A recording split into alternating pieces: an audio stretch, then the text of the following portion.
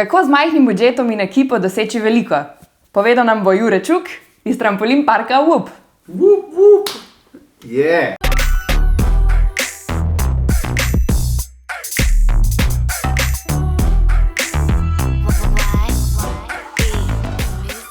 Hello, evo, spet nov weekly. Ta teden imam enega super gosta, spet kot ponavadi, sami super gosti so pri nas. Jure Čuk, živjo. Jure je vodja digitalnega trženja v Trampolin parku WUP. Verjetno ta park vsi poznate, ker zdaj je to zajelo celo Slovenijo in še širše, to bomo tudi povedali, ne?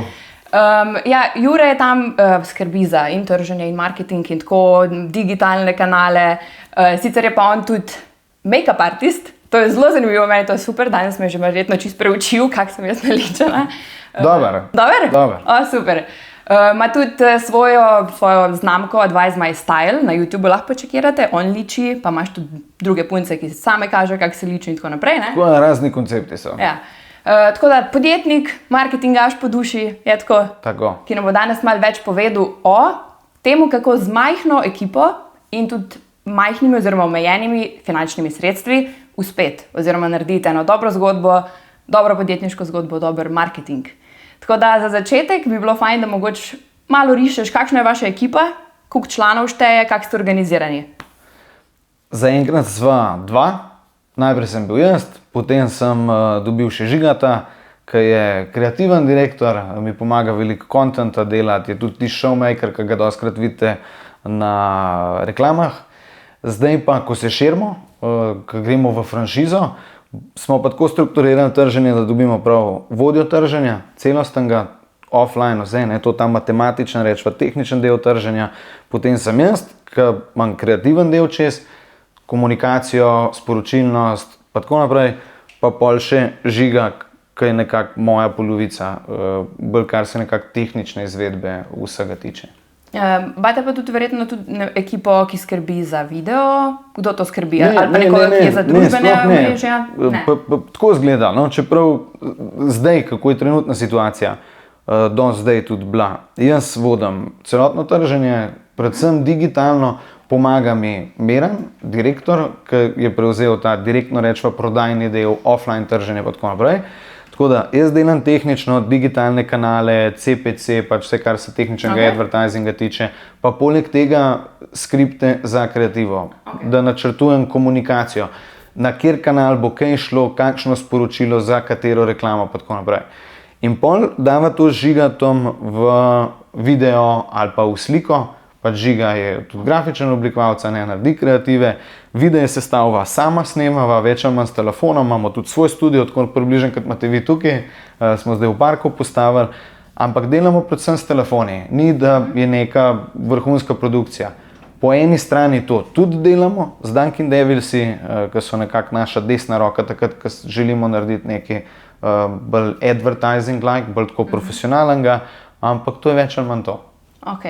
Zdaj mogoče pa glede na to, da ste majhni, ali vi na začetku leta si sestavite neke cilje, neko strategijo, taktike in tako naprej, ali ste bolj agilni in tako, da se čez leto veliko stvari spreminja? Tukaj je dosti klešev tudi, kar se osebnosti tiče, pa razmišljanja o trženju. Na začetku, ko takšna firma nastaja, je več ali manj vse zelo last minute narejen. Pozabiš, joj, se res otroci imajo poletne počitnice ali nekaj, pod tovarištva spominov, naprimer, veš, kaj je ta obhod, pa to smo se spomnili en dan prej, joj, je treba narediti, pa tako. Tako da ni strukturiran. Mislim tudi, da v startupih je zelo, jaz sem naredil strategijo, sem naredil 3 strategije, ker tudi, če zdaj nazaj pogledam, tudi če bi se jih probali držati, ne bi šlo po planu, zato ker enostavno ne moreš načrtovati vsega skupaj, ker ne poznaš, rečemo, življenjskega cikla nečesa, kar je zelo novo. Veš, noben nima Trampolin parka, noben od ekipe ni niti podobnih stvari delal. To je nekaj čist drugega, zelo drugače funkcionira kot karkoli, kar je kdorkoli od ekipe navajen. Tako da v začetni fazi sploh ni bilo strukturiran, zdaj pa, ko smo tekom teh 2 let se naučili, kako se ljudje odzivajo, kakšna ciljna publika, na katerem kanalu pa tako naprej, smo na tej fazi, da lahko strukturiramo. Zato smo tudi zaposlili prav direktorja marketinga, ki ima to celostno trženje čez. Bolj to, da nekoga, veš, malo brca, da je treba narediti, zato ker takrat, ko si fokusiran na kreativo, zelo težko slediš še matematičnemu delu trženja. In glede na to, da si rekel, da je to nekaj novega, nekaj svežega, ste verjetno tudi od začetka, kar ste tudi imeli neke, mogoče tako rečeno, faile, ali pa ste videli, da nekaj ne deluje. Če mogoče lahko specifično poveš, kaj ste naredili, pa ste videli, da za vas ni delovalo in kako ste to nekako prešli. Bolj je tako, res imamo feeling, da vemo, kaj bo funkcioniralo. Že od samega začetka. Meni je zelo jasen, kako community narediti, kako dobiti publiko na svojo stran pa to. Tako da bi fail opisal bolj kot to, mislim, to je moja osebna rečva napaka, no, ne moreš reči lih napaka, da smo mislili, da bomo zelo kvalitetno, načrtovano, strukturirano videoprodukcijo, ki ima neko vrhunsko zgodbo od zadaj, naredili neko virusno trženje, no, viralno trženje. A veš, da bomo res te high production reklame, da bomo z njimi lahko zmagali na družbenih omrežjih, ne, pač ne funkcionira. Pa nobena kritika, naprimer Dunkin' Devilson, ki to snemajo, ne, ker reklame so vrhunske, ampak veliko več engagementa je na ta način, kot ga imamo zdaj, z vlogi. Če hočemo delati awareness, so te reklame vrhunske, ne, zdaj imamo naprimer z Dunkin' Devilson ene top reklamce posnete, veš, za ta awareness, da pač vidijo ljudje čim več, da je ta dramatičen preskok noter. Ampak kar se tiče pa vračanja ljudi v park, se pa več ali manj dela s telefoni, pa na en zelo, zelo drugačen način. No. Torej funkcionirajo bolj take pristne, spontane stvari, kot so vlogi. To je bolj na tak najbolj mogoče manj načrtovan, ne, del vsega. Tako, ja. Mislim, da je zelo pomemben, da ljudje vidijo, da si dejansko človek z napako, ker pri teh high production zadevah je vse nekako tujeno.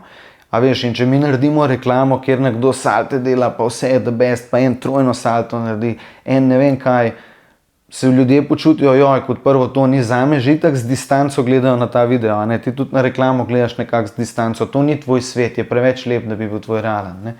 Tako da, ko primaš telefon v roko, pa pustiš noter v videu tudi kakšno napakco, mal fail, da se ti glas zatakne, pa tako naprej, da dobiš to pristnost, pa še sploh, da gledaš, veš, s telefonom v kamero, se ljudje zelo poistovetijo s tabo, te čutijo in je čisto drugače.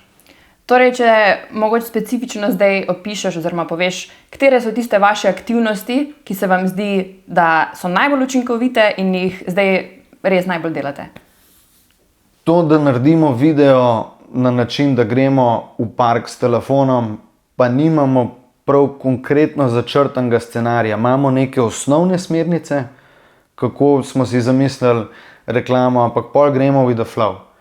Zato, da dobimo to pristnost noter, ki je prestrogo načrtovanje reklami ne bi mogli. Tako da to, imamo vloge, probali smo že marsikaj od tega, da imamo video, nekako podcaste, kar ne toliko funkcionira, kot to, da gremo kar s telefonom noter, pa sebe snemamo.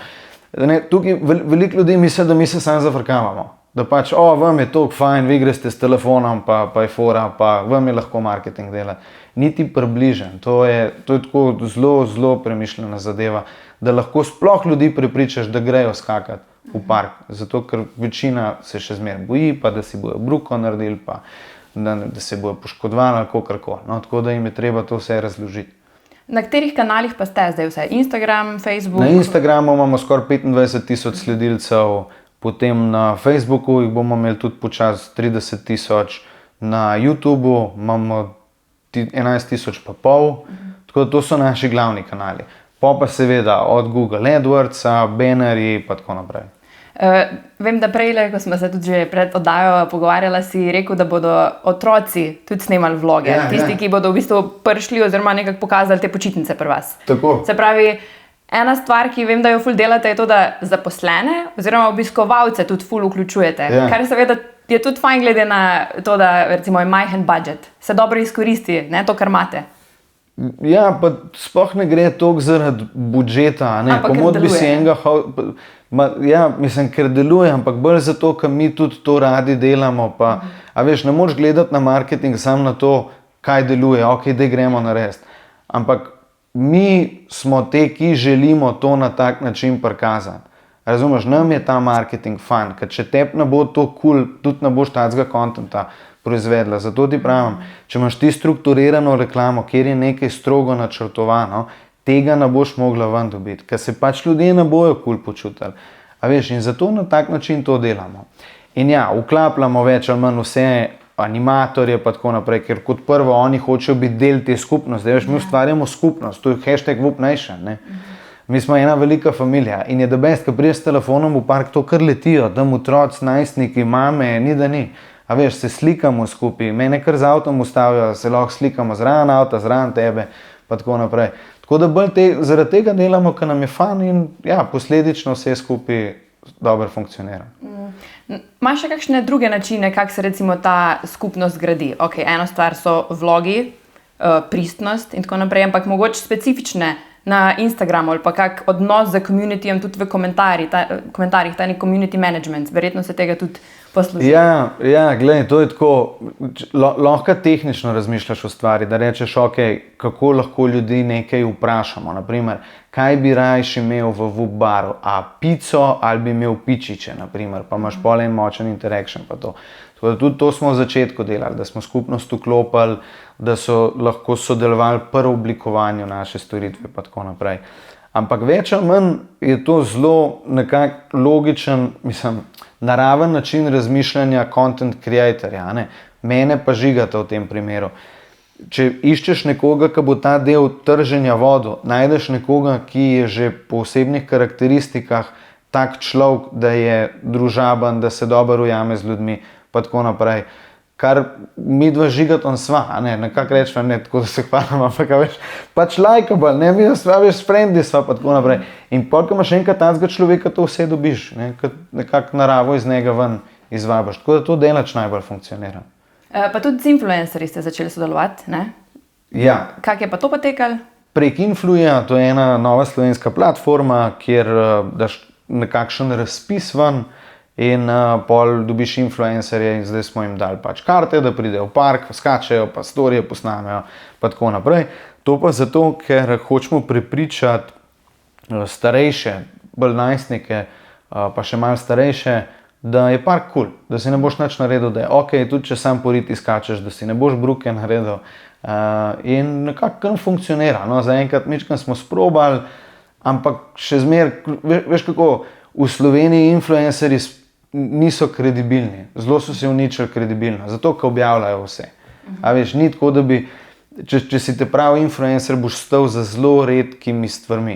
Ne boš objavil te kremce tukaj, pa unga nakita tam, pa boš šel malo tako. A veš, tako da z influencerji bolj, ne vem, ne bi toliko delal, razen z posamezniki, ki res čustveno znajo vklopiti sebe v zgodbo. No. Kako ste pa merili?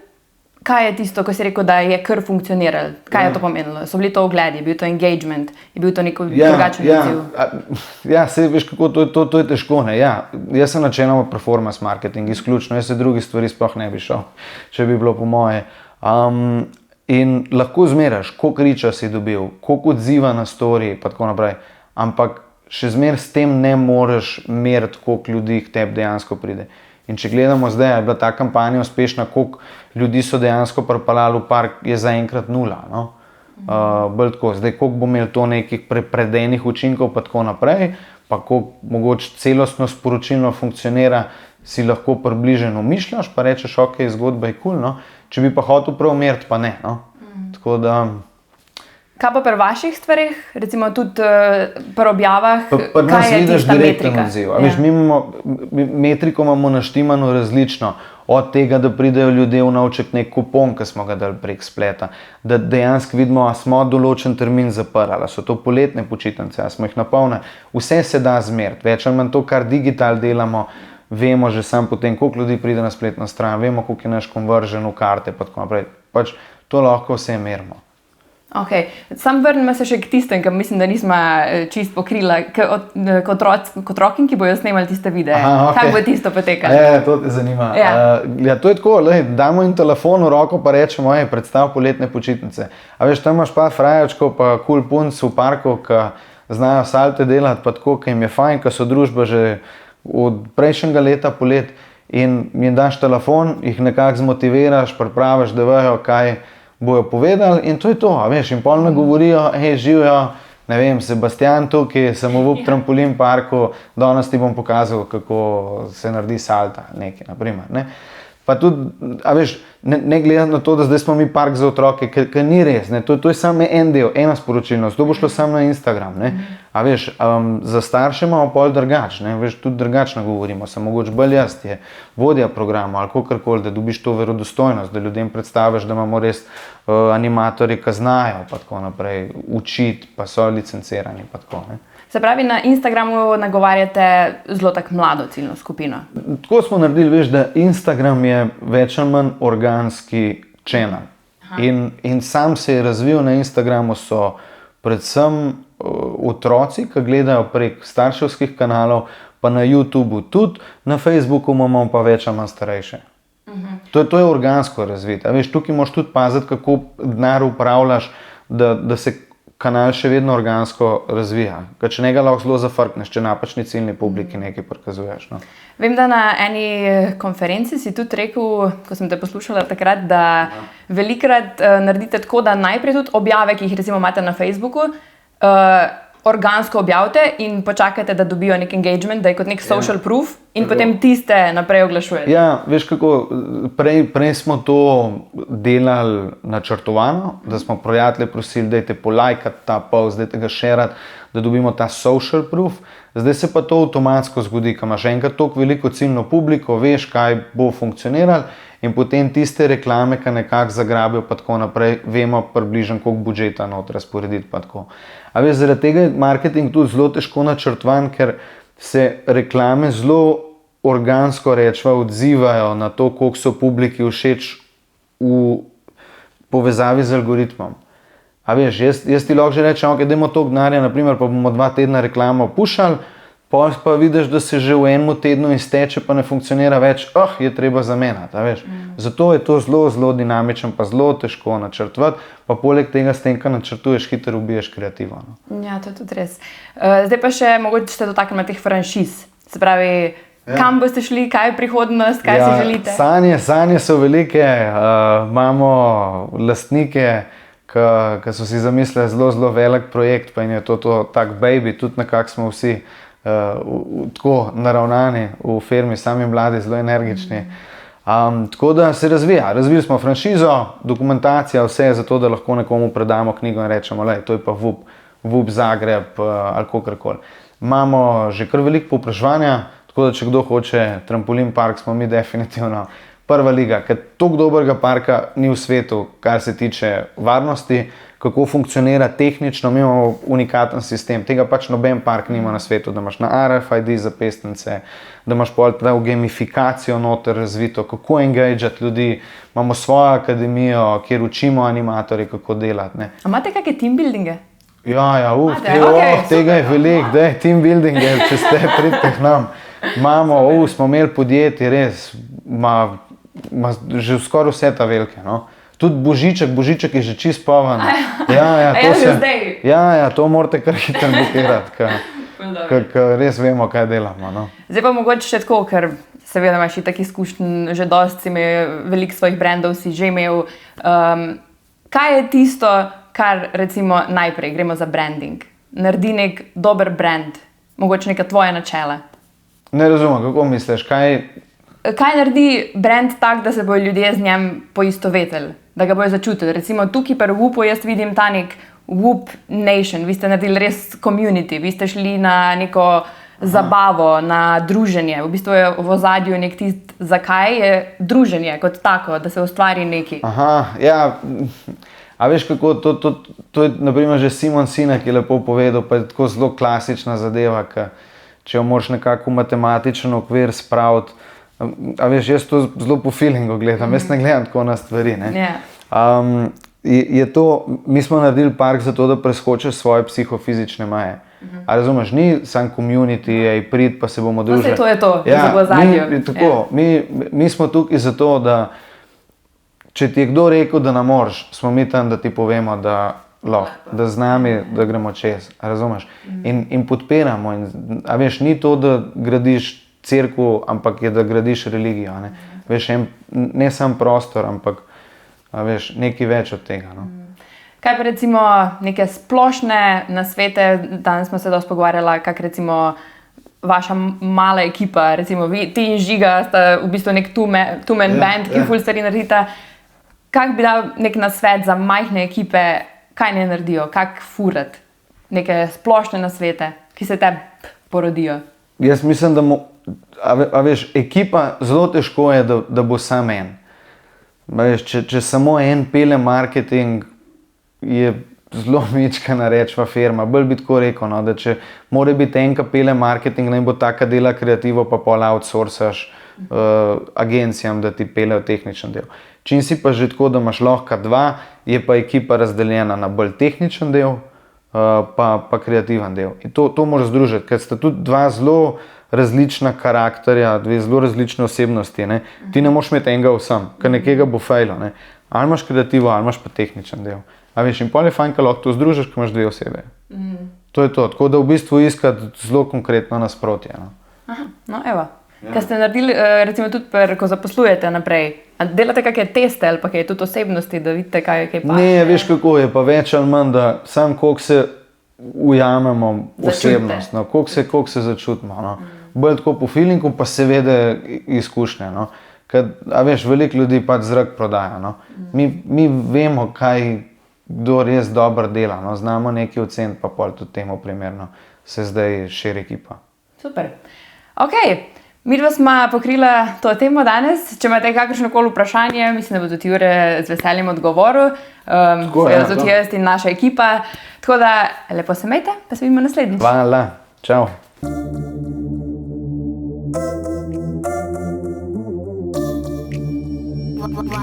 Why?